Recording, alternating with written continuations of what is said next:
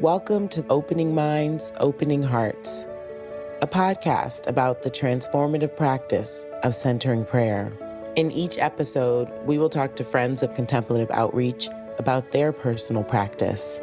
Listen in as our guests share insights about the teachings of Father Thomas Keating, how the practice impacts their work in the world, and their thoughts about how centering prayer connects to the living traditions of contemplation and meditation. We are your hosts, Colleen Thomas and Mark Dannenfelser, centering prayer practitioners and contemplative life seekers who love to talk a little too much about how the practice of contemplative prayer transforms our inner and outer worlds. Our hope is to open the door for you to explore more deeply this powerful practice of centering prayer. Welcome to the Contemplative Outreach Podcast, Opening Minds, Opening Hearts. I'm Colleen Thomas. And I'm Mark Dannenfelser. It's good to see you again, Colleen. It's good to see you, Mark. This is our last episode. Wow, that went fast. 12 episodes this season. 12 episodes. I know, that sounded so daunting when our producer suggested we go for 12. We did 6 in the first season, and that felt like a lot. But here we are. We did it. One moment at a time. And today we have a very exciting guest with us to have some discussion, as we've been having all season long, about the practice itself and the expanding vision that goes along with that, and also how we continue to share it, and especially be mindful of the changing needs of contemplatives. I'm really excited about our guest today.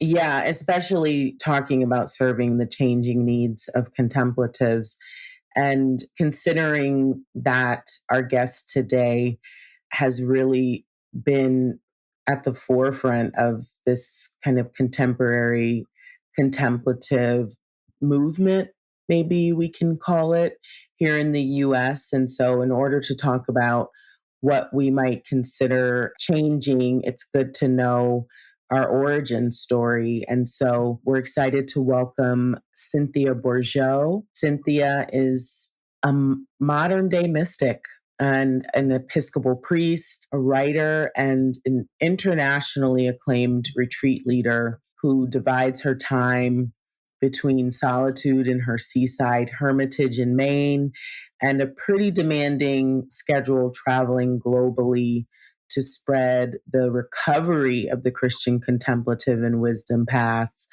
Cynthia is also a faculty member emeritus of the Center for Action and Contemplation and the founding director of an international network of wisdom schools uniting classic Christian mystical and monastic teaching with contemporary practices of mindfulness and embodied presence. It's so wonderful to have you with us today, Cynthia. Welcome. Thank you, Colleen. Thank you, Mark. Thank you, Thomas, who probably has a hand in all this. And let's see what we can turn up today in our conversations. Yeah, I also want to say welcome. And you really have been at this for some time. You worked directly with Thomas for many years as a student and then as a colleague. So centering prayer is very much figures into your work and your ministry in contemplative life. We like to ask all of our guests how you actually first came to the practice of centering prayer. How did that unfold for you? If you can go back there for a moment. Can I think back that far? It's a kind of funny story, and it's a little bit different, but Thomas was on my radar screen from about 1981 on, when I read he had a cameo appearance in a real iconic book by Jacob Needleman called Lost Christianity. And at that point, Jacob Needleman was commenting on very interesting experiments which were going on at the monastery, the Trappist Monastery in Spencer, Massachusetts, with 3 monks who were experimenting with something called the centering prayer. And Jerry Needleman was not sure what to make of this, but he was quite impressed by Thomas Keating and by the innovativeness of these monks in reaching out to what he saw to be a need both inside the monastery and implicitly out there in the world. I just made a little file of that, and about half a dozen years later, I was out making my annual pilgrimage with the monks at Big Sur, Maldives monks at Big Sur, that had been a habit of mine for a decade or more. And one of the people there, who was an extended retreatant, gave me a copy of Open Mind, Open Heart and said, I find this interesting. So I started reading it and flipping through the pages and found, this is fascinating. A lot of it resonated with the Quaker silence of my childhood. A lot of it drove me crazy because I couldn't quite figure out what you were supposed to do with your attention. But a few years later, Travel magazine asked me to interview some sort of Christian who, for their 25th anniversary issue of this very sort of high-toned interspiritual spiritual magazine. And somehow, as I started thinking through the Rolodex of what Christians could conduct themselves in an interview that would also have the Holy Dalai Lama in it and a few others, I just came up with the name Thomas Keating. So they said, great, go interview him. So that's how I first met him at Chrysalis House in 1989. And he looked right across at me and said, perhaps you should come and actually try centering prayer on location. He said, rubbing his hands the way he did when he was hot for a new victim. So I packed my bags and headed to Snowmass, and the rest is history. I liked centering prayer. I got on with it just fine. I loved Snowmass, just absolutely fell in love with the place. I knew I wanted to go back. And I knew that the best terms for going back was to become a presenter, as it was then called. So I came back 6 months later for presenters training. And we were off and running by then. So centering prayer has been really a powerful part of my life, a daily part of my life since late 1889. 1889, geez, I'm older than I thought. So that's how it started. And Cynthia, was there something in particular about Thomas, the person, that also contributed to your going back to Snowmass? What was he like as a person, and how did a friendship form between the two of you? It started off with its bumps. That when I first went, Thomas was just ahead of what I would call the dark night of spirit. I'll be writing about this new book. He was about to take a profound plunge to a time of stripping and deepening. But he was at the top of his game, and he was still quite imperial at that time. And he was all into empire building. He was quite excited about the foundation of contemplative outreach, which a buddy of his had set up for him. Very excited about the movement, very excited about the new plan afoot to have regional coordinators. He latched right on to me at the start as somebody he saw that was right and might be helpful. And he set me to work as a couple of editors. I was actually one of his I edited his Invitation to Love book and the first couple of works he did. So he put me to work there, and he put me to work connecting me with some of his buddies. And I was off and running in the little fledgling network back in the early 90s. It was all going swimmingly until I got in a conflict with one of the people that was then one of the major people in his network, who had, I think, what we would nowadays call a personality disorder. And he caused a lot of disruption in the 5 years before he finally backed himself into the corner and nearly brought down the whole work. But I was one of his primary early casualties, and Thomas was not at that point about to be disenamored of this guy who was helping him build his contemplative outreach empire. So there wasn't much I could do, that if I stayed around, I was going to get dismembered brick by brick. And took off to an invitation in Canada to build a contemplative group. And it's typical of things that the invitation came because Thomas arranged it. He had sent me in his stead they had invited him to come and do a retreat thing, and he had sent me in his stead. So they came back and asked me to stay. And Thomas had a hand in it and supported it. It actually saved our relationship and repositioned it early. The neat thing about the assignment I took on in British Columbia was that it was not a contemplative outreach franchise. It was deliberately established as a local coalition between people doing Christian meditation, centering prayer, Christian vipassana, basically anybody who wanted to learn to meditate and go deeper into silence in a basic Christian milieu.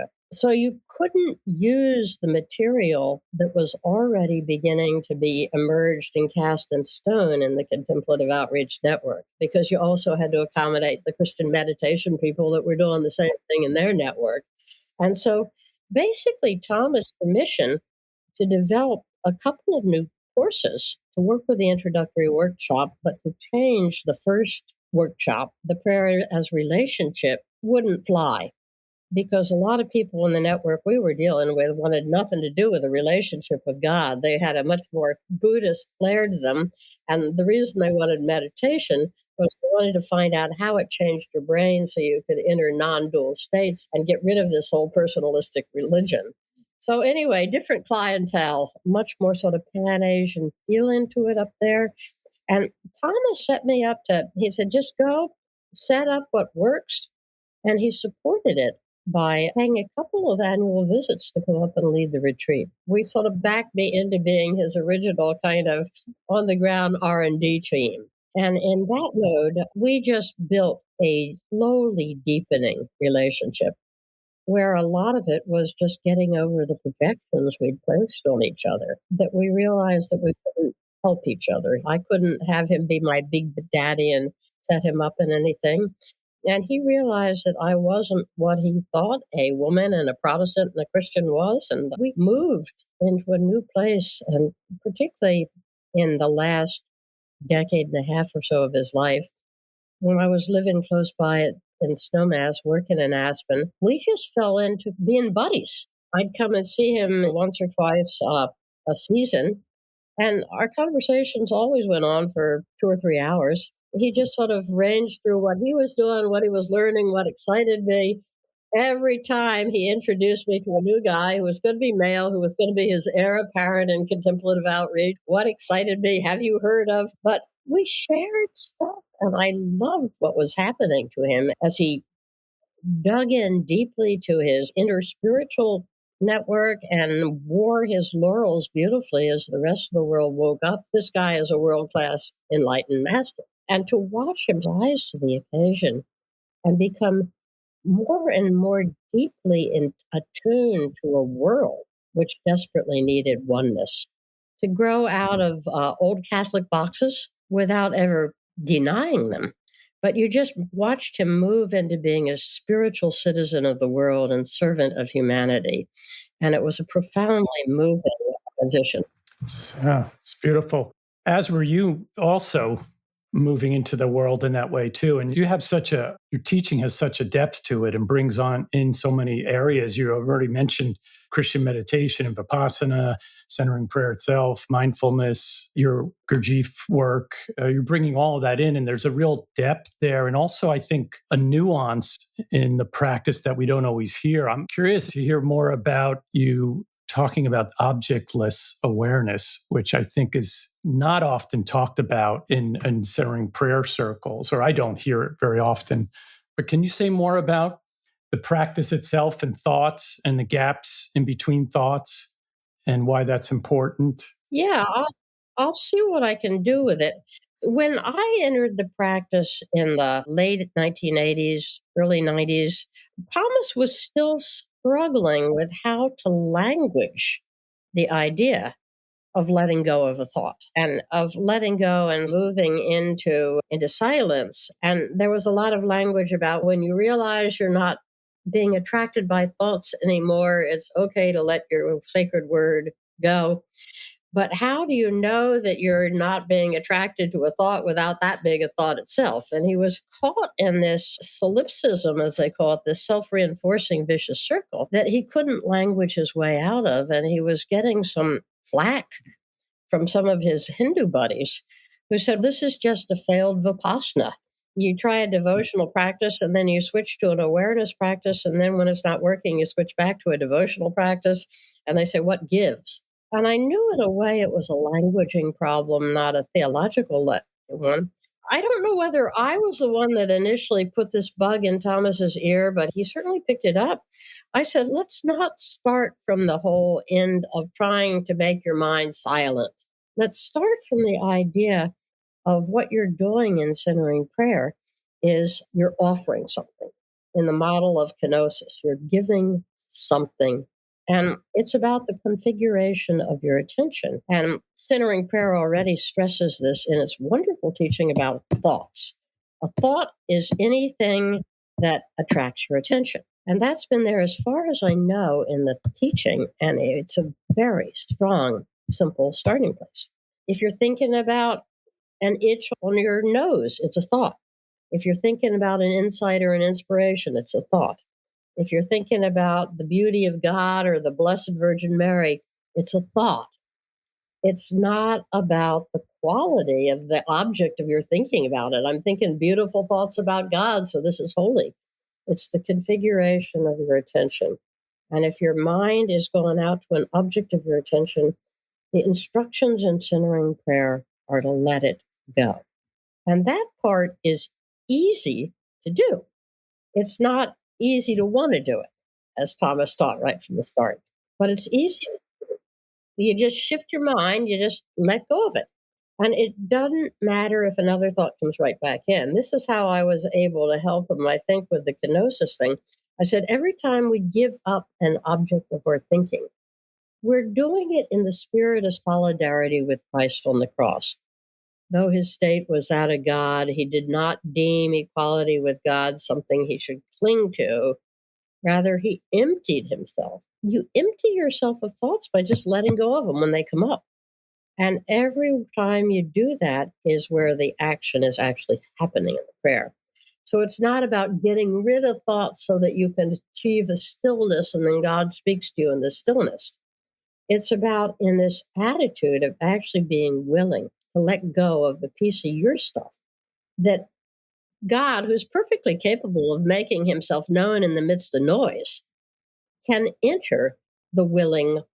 It's not the external condition of silence, but it's the willing in the internal condition of willingly letting go of yourself stuff.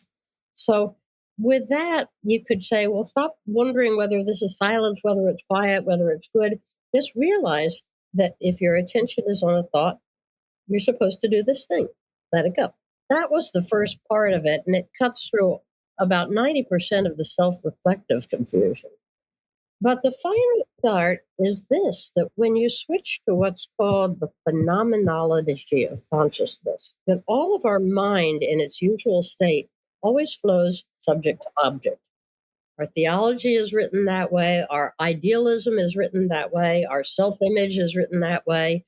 It's the language we speak in. It's the operating system that we use in our normal state of consciousness. And it drives our sense of small self. It drives our sense of separation from the world. It drives our sense of separation from everybody else, of having a goal, of having a journey, of me and mine. It drives all that. And as you learn to be able to become aware without putting your attention on an object, it's almost like your attention stays gathered around a single pole. And strangely, you're still aware, but you're aware without the bits and pieces. And in the other traditions of the world, and some of the great spiritual traditions, particularly in Buddhism, Tibetan Buddhism, this capacity to hold awareness without an object is foundational to what's called non-dual consciousness. Non-dual consciousness is not a state of being specially close to God and feeling happy because I'm so close to God. That's still dualistic. It's the capacity to respond to the world and see the world from non-separation. And the big separation is created between subject and object. So right from the start, without you ever knowing it, from the very first time you sit down in your introductory workshop for the first 20 minutes of prayer, you are experiencing the short, direct route to objectless awareness by learning to let go of the objects. We're practicing it, we're practicing it, we're practicing it. And I used to have to beat myself up about it and say, come on, girlfriend, it's only 20 minutes. Then you can obsess and fantasize for all the rest of the day, all you want. Think about God, think about your neighbor, think about your false self, think about whatever you damn please. But for this 20 minutes, we're just going to do this well in solidarity with Christ, in trust that the generosity and sincerity of my offering in this is going to begin to carve new neurological tracks that new spiritual awareness can flow down. And I think that's what happens in centering prayer practitioners over the long haul. I know that's what happened to Thomas Keating, and what is largely responsible for his quantum growth in the final 2 decades of his life. It's true for a lot of us who are just regular patient practitioners. We're beginning to familiarize ourselves, acclimatize to what it's like to walk around in a state of alert, gathered presence without constantly having to do the translator mechanism of how am I doing? Do they like me? Do they appreciate me? How far am I on my spiritual journey? Am I going? Am I blessed yet? It cuts through all that kind of verbal translator mechanism. So I think this is both the great gift to centering prayer and the great challenge for experienced practitioners who have developed some skill in holding themselves and gathering themselves in this silence. And when this silence is actually begin doing, as Thomas used to say, to morph into presence. And you are more and more consistently in the presence of the divine in God's own language. As just sheer presence, the silence fills up with content. You don't have to add verbal or psychological content. You learn to be in that state. And as you do, it creates a natural relaxation of your smaller self and all the agendas that go with it, which are basically variations on the theme of how am I doing and what do I need? We talk about objectless awareness. It sounds like you're saying that then also leads to selflessness awareness too. Selflessness in its consciousness. Yeah. Yep, exactly. Not selflessness the way we hear it at one level of our being, which means doing unselfish things, still from a strong self-center, but really not having that kind of concrete, nucleated self-center that needs to be concerned with it anyway. It just does. It just does in response to what's needed. And it's the dynamic of non-dual. I believe that a lot of people who've been faithful practitioners of centering prayer over the years have got some experience bank accumulated now. They've banked their energy for this thing. And what's really one of the needs of the movement, I believe, is to dig more seriously into the final teaching that was coming from Thomas, where he's beginning to lay down, add a whole new tier to the original contemplative outreach teachings, to more and more accommodate and explain and lead people the next leg of the way as these capacities begin to stabilize within them.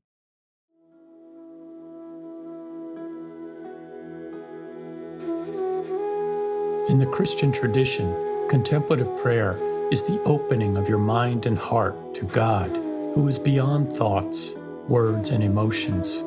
Centering prayer is a method designed to facilitate contemplation.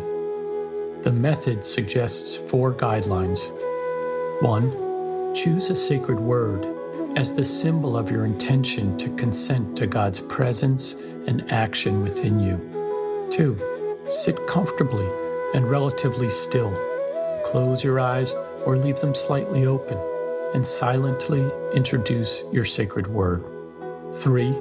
When you notice you have become engaged with a thought, simply return ever so gently to your sacred word. And 4, at the end of the 20-minute prayer period, let go of the sacred word and remain in silence for a couple of minutes. The additional time invites you to bring the atmosphere of silence into everyday life.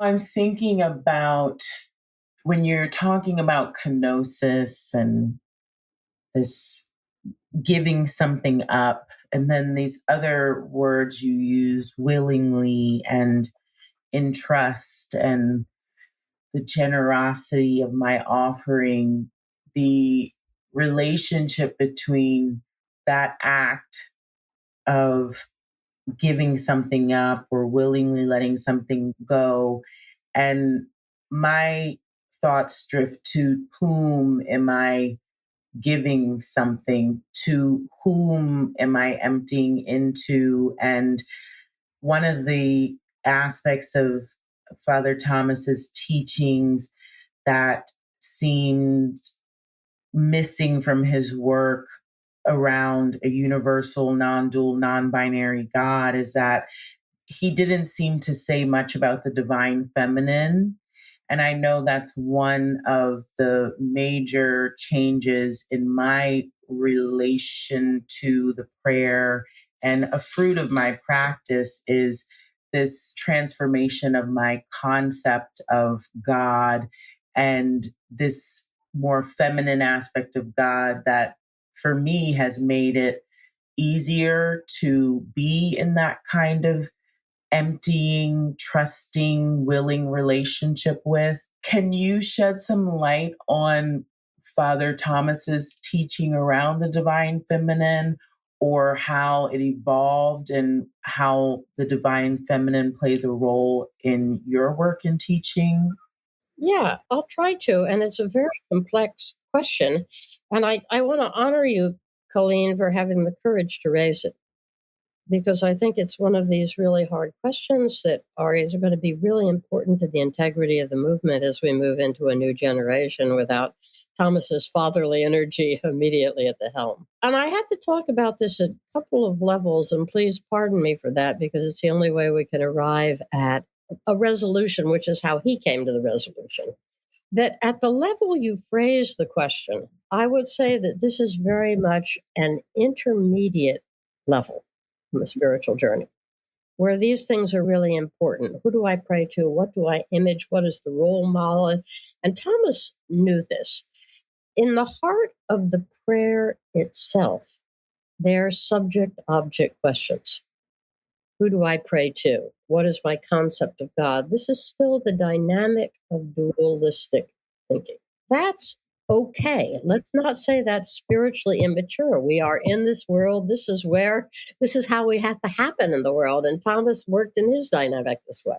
So at this level, it's really important to get the concepts straight, to have the right view. In the prayer itself, for that 20 minutes twice a day, trust that it's not that it's irrelevant, but it's not what we're doing as we simply practice letting go. You take your best shot and you give because there's something in you that's capable of giving.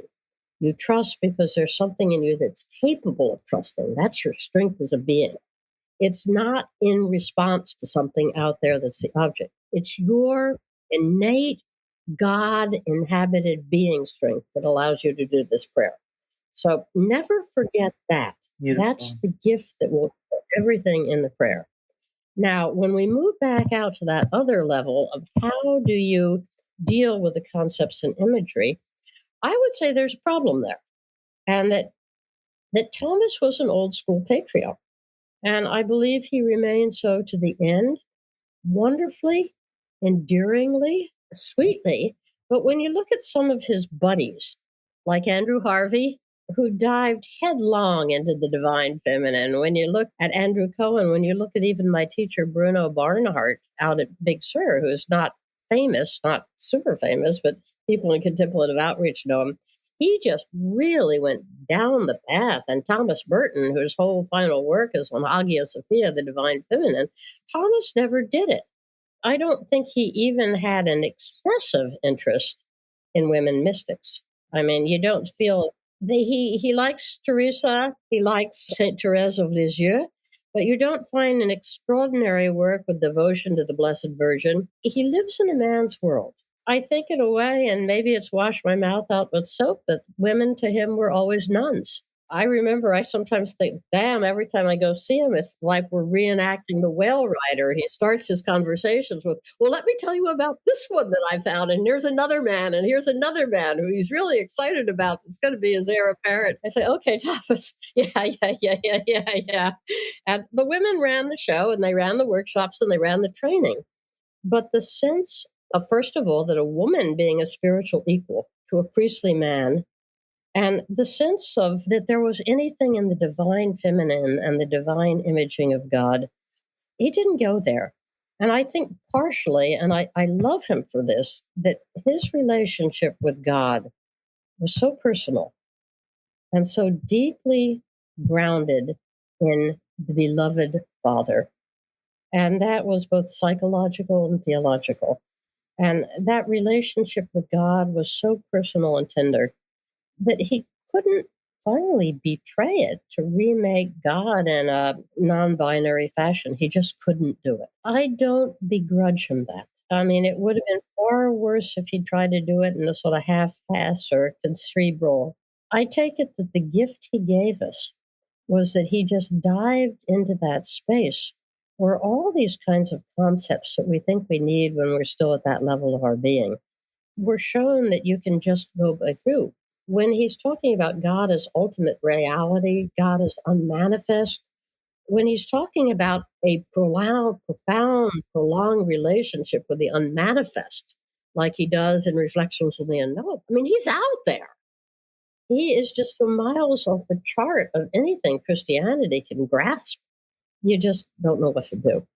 I think that what we really have to do, if we aren't going to just tear our hair out about what he didn't do, is accept what he could do as a human being with honesty, integrity, accept very deeply what he gave us that carries us beyond this, and begin to work with our new generation in our new time to continue to expand and augment the genuine divine wisdom, feminine presence as it's accessible in the theology and teachings of centering prayer. You're exploring that in your upcoming book, that part of the kind of the unfolding and that tracking, that growth and that transcendence and transformation in him. Could you say a little bit more about that? Because you're really working with some of that later material and you were right there watching it all happen as well.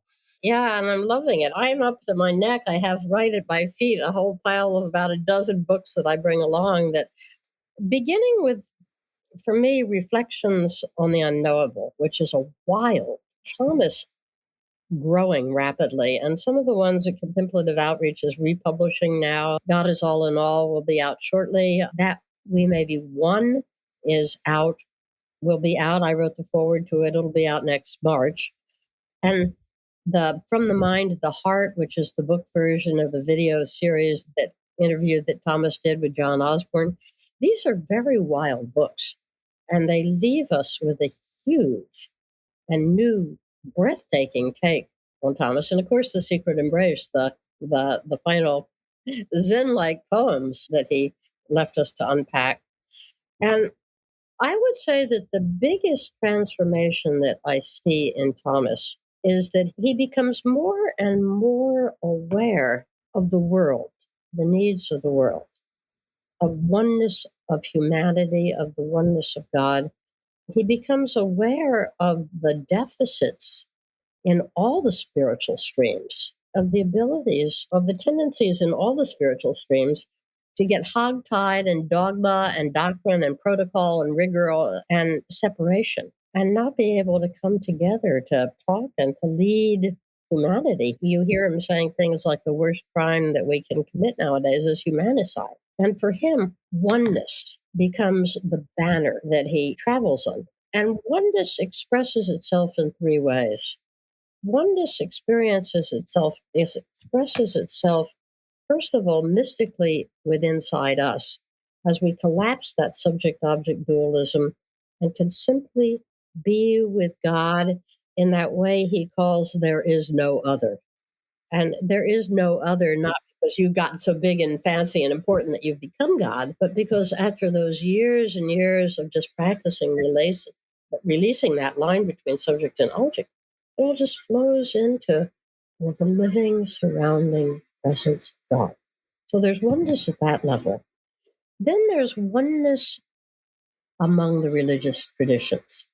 And Thomas's work with the Snowmass Conference is more and more escalating work with the secular but spiritual but not religious world that really took off during the last 2 decades of his life. It was a parallel track to what he did in Contemplative Outreach. That became more and more important, and more of the religious leaders of the world looked at him and said, this guy, this is an enlightened Christian master. And he was working full time with his Snowmass conference and with people at the same sort of level to create and break down the separations between the religions. And for him, I think that this was what contemplation came to mean by the end of his life. The reason he loved contemplative so much is because it contained the tools that broke down those artificial senses of separation. And you're actually closer to somebody who's a contemplative on a whole different path than you're likely to be to someone on your path who's caught in fundamentalism or doctrinal resistance. That's called the line level confusion by Thomas's old buddy Ken Wilber, and it's really true.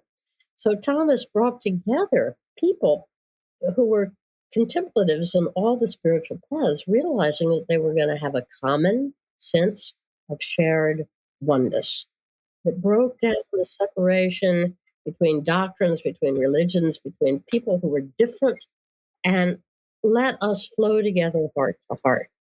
And he realized that heart to heart flowing together was the only thing that was going to spearhead humanity coming together. And if we didn't, he said in the very, very last talk that he ever gave, which was just amazing, an impromptu deathbed talk, he said there's two things that are going to save the planet: silence and science. And by silence, he meant lived university ability led by contemplatives to flow into the insides of each other's skins and to be one on the inside as human beings, as sentient beings. And by science, he meant getting beyond doctrine and dogma and coercive and manipulative ideology and listening to the hard, beautiful, objective cosmic truths that are being mirrored to us by cosmologists, by neuroscience. He spent a lot of time in the last years of his life hanging out with people on the leading edge in neuroscience because he realized that as we began to understand how the brain works, we're going to be able to understand why we get ourselves into such terrible, screwed up messes. And he realized that the contemplation had a lot of tools that could cut through some of these messes that we get ourselves in. He became more and more aware of his post as a citizen in the world. And I believe he still continues to occupy that post beyond the grave. There's so much there, I think, as we have been focusing on the changing needs. One of the more common concerns that may not be fair around centering prayer in this current spiritual landscape is we hear people saying, I'm not sure if this practice is for me. I need a more embodied practice. How do you respond to that, or would you respond to that? Is centering prayer considered an embodied spiritual practice? And we know that you do incorporate a lot of the Gurdjieff movement and chanting in your own practice in your wisdom schools. But I'd love to hear you maybe talk a little bit more about embodiment, which has become a bit of a trendy word now, but your insight would be welcome. I think embodiment is the big issue for centering prayer in the next generation. And I'll talk a little bit more about what I mean by this. But first of all, to give some context, there's been a tendency nowadays to separate out movements, both centering prayer and Christian meditation for sure, and make them, in a sense, little religions in their own right, as if they're the whole path in themselves. That your contemplation is doing centering prayer for 20 minutes twice a day and going off to a retreat when you can. But the way Thomas originally reconstructed this practice was not as a standalone practice, let alone a standalone spirituality, but it was as a key piece that had fallen out of his own Benedictine rhythm and that was causing the monks to go dead on the vine because they couldn't find a living relationship with the silence and the beauty and the spirituality for which they'd given up their lives. And he was heartbroken about that. he developed, with a little help from his friends, with the big help of William Manager, a process that would allow the people, his monastic community, to do exactly what it does to considering prayer people nowadays, to taste a direct experience of God alive, near, of oneness. But it was not intended to be a religion in its own right. That this would then allow them to spill back into their Benedictine path. And the Benedictine path is the strongest, it's the taproot of spirituality in the West. And it's a grounded, embodied path. It's embodied, it's three-centered, as the Georgifians would call it, because it's got a good physical component in there. You're physically working in the world, at least you used to be. And if you go to Snowmass, you go by Brother Raymond and he's still driving the tractor and they're hay in the fields, and it's physical. And physical is an absolute non-negotiable part of your spiritual well-being. And if you don't have it, you're going to get trapped in your emotional center, and you're going to go through 3 boxes of Kleenex at a centering prayer retreat. I used to fuss with him about that. I said, the problem is you're bringing these people in, you're setting them up like peas, princesses in a pea pod. You're cooking all their meals, you're serving all their stuff, you're just making them meditate. They can take a walk in the country, but they have no way to ground the intense depth of emotional feeling that's being generated in them. They weep and they get way, way more dramatic and unbalanced than they need to be. So part of what happened when I went off and founded the wisdom schools, it was a direct attempt to recapture the very grounded template of Benedictine three-bodied awareness, realize that physical labor, not just walking in the beautiful countryside, but hard labor in service of the community, in service of the common aim, cleaning toilets, mopping, chopping carrots, is an essential part of the transformation program. It grounds the spiritual energy. Chatting in the choir is an essential part because it raises and integrates the deep emotion. It allows emotion, which is personal and possessive, to move into feeling, which is universal and non-possessive. So all of these things ground the practice and allow people to be centering prayer people and still be sane. The other part that Thomas inherited from his Trappistic tradition, though, was this whole thing that what you were trying to do was to make your body be neutral so that it didn't bother you. There was still this lack of embodiment, which is unfortunately characteristic of male monasticism of a certain generation. That you stay away from it. You don't want it to bite you too badly because it'll tell you everything you're missing. So it's this, let's just go away from it. Let's just make the body. And so there isn't a good theology. Thomas didn't really get it till the very end when his this dear old body that he'd trashed all his life refused to die. He says, I'm stronger than I thought I was. But I think what's really needed in the next generation, another task on our plate, is to really reconnect centering prayer with its fuller, original, monastic, what I call the wisdom content. That is to get the physical piece back in fully, not just to keep my body well, but to understand that the body is an expressive instrument of our full reality. And not only that, our first body contains our second body within it, our more subtle body. You can't get to the second body without the active participation first body. And if you doubt me, go see Master Eckhart Tolle and his favorite line, nobody gets enlightened outside their bodies. Check it out. Check it out. And so the real goal is to, I believe, is to learn to fine tune the body, to bring it in, to deliberately honor it, teach it to learn to meditate in positions that come closer into a better posture so that our life currents are flowing in our spine. A little basic yoga, folks. Yes, which you do. Go a long Which way. you do. You Go a long way. The body won't resist if you don't make it so hard for it. You can sit, you can do centering prayer in your body, not out of your body. And I think this is, again, a growing edge that we'll find.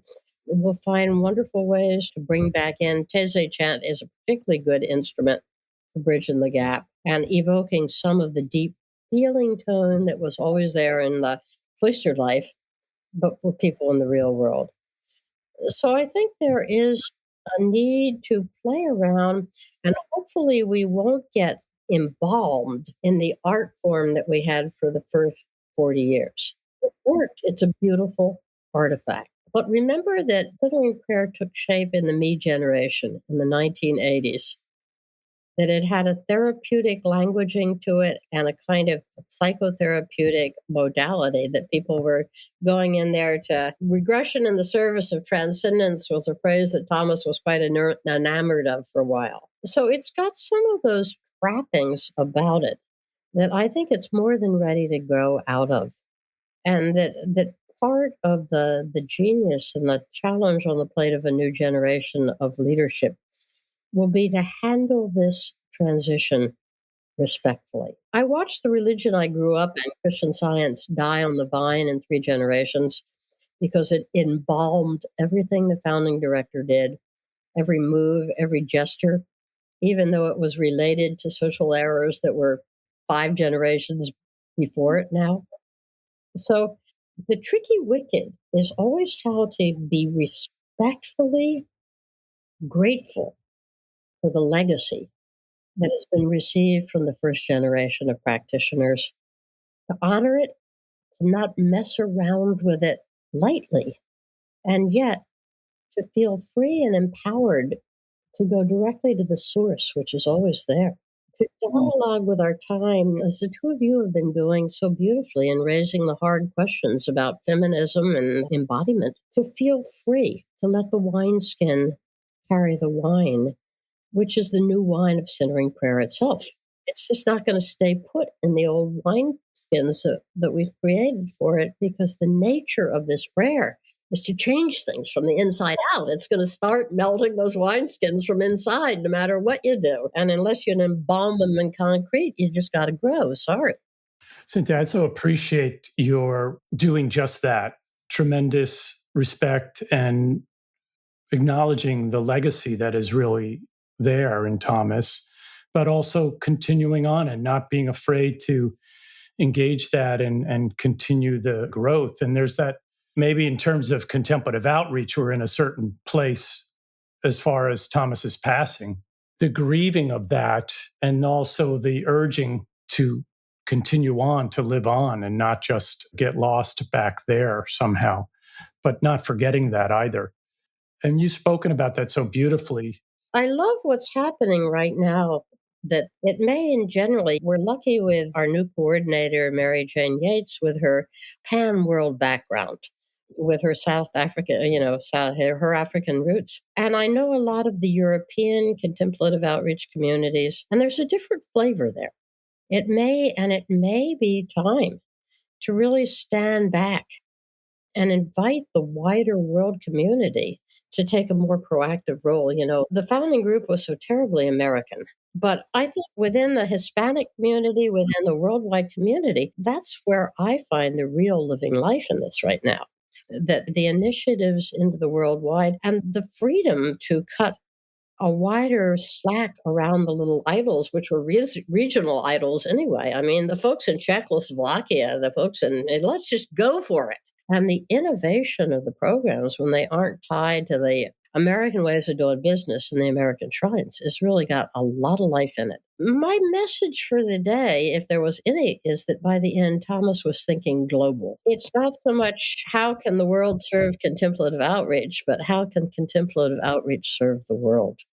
How can we adapt ourselves to a world in crisis?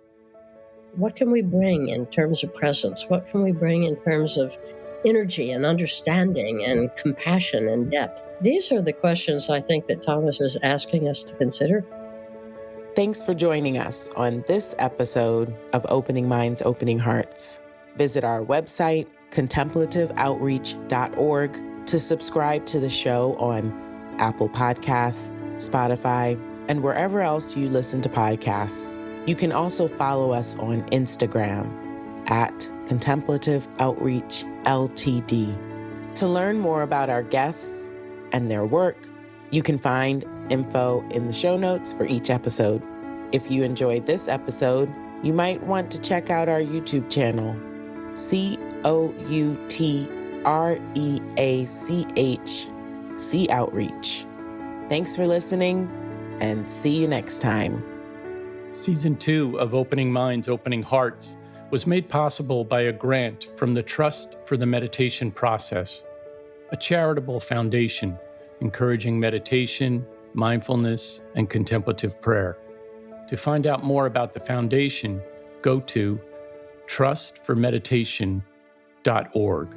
If you are a grateful listener and would like to support this podcast, go to contemplativeoutreach.org/podcast to make a donation of any amount. And thank you for your support. This episode of Opening Minds, Opening Hearts is produced by Chris and Tiana.